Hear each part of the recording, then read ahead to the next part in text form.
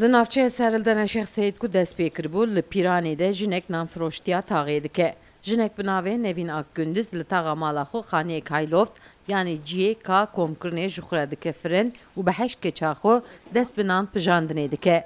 Jinên wê taxê hevîrên xwe bi têştatînin gel Nevîn Xan, Nevîn Xan jî wan hevîra bi destê xwe vedike û dike nan. Sedema destpêkirina karê nan pijandinê bi zaravayê xwe bi zazakî û satîne ziman.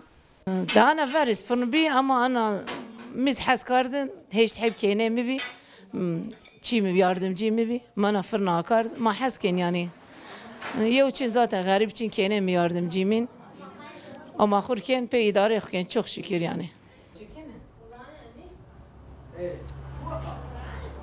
Xanma bi navê Nevîn û keçên xwe 18 sal ev kara dikin. Li aliyek hevîr tên vekirin, ji aliyek jî nan tên pijandin. Nevîn Xan dibêje ji bo ku xwe û zarokên xwe xwedî bike, dest bi vê karê dike.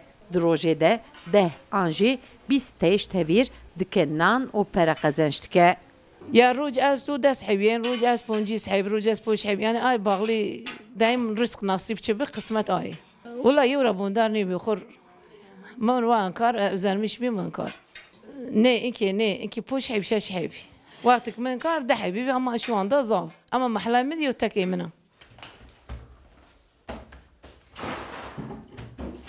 Hejay gotinê ku li navçeya Pîran a ser bi bajarê Amedê de 6 firinên bi vê rengî hene. Lewra jinên firincî dibêjin karê nan pijandinê karek dapîr û bapîrên wan bûye.